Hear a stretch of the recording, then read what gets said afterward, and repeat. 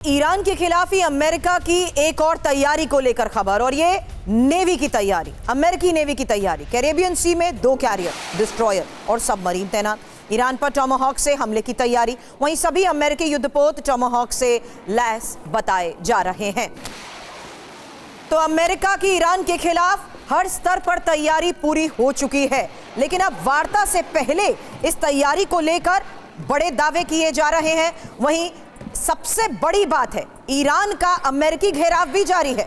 इस बीच 1/3 हिस्सा जिस तरीके से अमेरिकी घेरेबंदी के अंदर है, यूएसएस गेराल्ड से ईरानी मिसाइलों पर नजर रखी जा रही है। ईरान पर टॉमाहॉक से हमले की तैयारी को लेकर भी दावा किया जा रहा है, यानी अमेरिकी नौसेना की भी ये बड़ी तैनाती है। लेकिन बड़ा सवाल, वार्ता फेल होते ही क्या हमले की हो जाएगी शुरुआत? ये एक बड़ा सवाल इसलिए क्योंकि हो क्या रहा है ये समझिए। ईरान के आसपास यूएस सेना का बड़ा जमावड़ा है।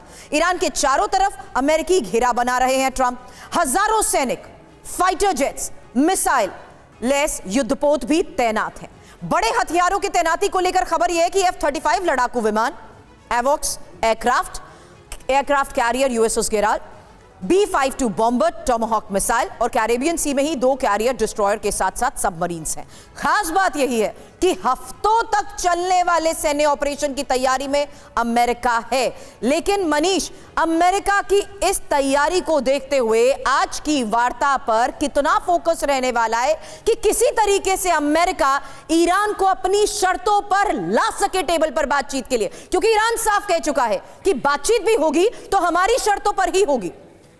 देखिए, सबसे बड़ी बात यह है कि अब ये कोई छुपा नहीं है कि अमेरिका की मंशा क्या है। प्रेसिडेंट ट्रंप या उनके फॉरेन सेक्रेटरी मार्को रूबियो या क्रिस्टियन लिंडसे ग्राहम सब ये खुलकर कह चुके हैं कि असली मकसद तो रिजीम चेंज करना है। लेकिन उससे पहले बातचीत में जिस तरह वो कह रहे हैं कि अगर अच्छा डील ईरान ने किया तो अगर पहले किया होता तो हम B-2 बॉम्बर्स नहीं भेजते, तो वो दरअसल एक संदेश दे रहे हैं कि आप पहले राउंड में एक डील कर लो तो हम कुछ महीने की मोहलत आपको दे सकते हैं। और ईरान इस बात को बखूबी समझता है। ईरान जान रहा है कि उनके साथ गद्दाफी मॉडल हो रहा है, लीबिया मॉडल चल रहा है, जहां पर कि पहले लीबिया से इसी तरीके से परमाणु कार्यक्रम को खत्म कराया गया, सारे हथियार लिए गए और उसके बाद फिर एक इंजीनियर्ड प्रोटेस्ट के जरिए गद्दाफी को मारा गया। तो ईरान इस बात को समझ रहा है और इसीलिए जब आज ये बातचीत हो रही है तो ईरान किसी भी कीमत पर अमेरिका की उन शर्तों को मानने वाला नहीं है। और मसला केवल अमेरिका और ईरान का नहीं है। वो कहते हैं ना कि कमरे में एक और हाथी है जो दिखाई नहीं दे रहा आपको, इजराइल भी वहां पर मौजूद है। इजराइल की भी अपनी शर्तें हैं और अगर वो शर्तें नहीं मानी गई तो फिर इजराइल ट्रंप की भी नहीं सुनेगा, क्योंकि उन्हें लगता है कि यही मौका है जब ईरान को नियंत्रित किया जा सकता है, कमजोर किया जा सकता है। इस बार अगर ये चूक गए तो फिर ईरान जो शक्तिशाली बनकर उभरेगा वो हमेशा हमेशा इजराइल के लिए मुश्किल खड़ा करेगा। ठीक है, और देखिए इस बीच वार्ता से पहले डोनाल्ड ट्रंप का भी बड़ा बयान आया है। डोनाल्ड ट्रंप क्या कह रहे हैं? ईरान बहुत ही खराब वार्ताकार है, हमारे B-2 बॉम्बर ईरान के पास मौजूद हैं, डील नहीं हुई तो नतीजे खतरनाक होंगे ईरान के लिए, ये कहा है ट्रंप ने। डोनाल्ड ट्रंप का बयान तो आपने सुना, लेकिन डोनाल्ड ट्रंप के इसी बयान पर कुछ सवाल जरूर खड़े हो रहे हैं। और समीर, एक्सपर्ट से इसको लेकर आप सवाल करें उससे पहले यह समझना जरूरी है कि ईरान पर हमला फैसला आज, कि क्या ईरान पर हमले का अमेरिका फैसला ले चुका है, क्या फैसला हो चुका है? और अगर आज वार्ता फेल तो अमेरिका क्या सीधा हमला भी कर देगा? और इस बार एक नहीं बल्कि कई देशों से ईरान पर हमले की ये तैयारी है। और ये सवाल समीर इसलिए भी क्योंकि अमेरिका पूरे स्तर पर घेराव कर चुका है ईरान का। समीर, बिल्कुल शैलेंद्र जी, अगर तैयारियों की बात करें तो वो तो अमेरिका की भी बहुत बड़ी नजर आ रही है। 1/3 नेवी को घेराबंदी में लगा दिया गया है ईरान की। ईरान भी बड़ी तैयारियां करता हुआ नजर आ रहा है। अगर इस बार जंग छिड़ी तो उसका अंजाम क्या होगा पूरे मिडिल ईस्ट पर, जरा बताएं। न केवल मिडिल ईस्ट पर, पूरी दुनिया पर उसका असर आएगा। ओके, सबसे बड़ी बात, अगर हमें कोई एक अच्छा एनालिसिस करना हो तो किसके क्या स्टेक हैं। हमारी मिलिट्री लैंग्वेज में इसको बोलते हैं कैरेट एंड स्टिक, जो यूएस कर रहा है। कैरेट दिखा रहा है कि चलिए मैं आपको सैंक्शंस हटा दूंगा, स्टिक है ये पूरी की पूरी डिप्लॉयमेंट। मुझे नहीं लगता कि जिस तरीके से ट्रंप इस पर डील कर रहे हैं वो एक सिर्फ अपने आप में एग्रेशन है। वो अभी अटैक नहीं करेंगे, ये मेरा अपना आकलन है।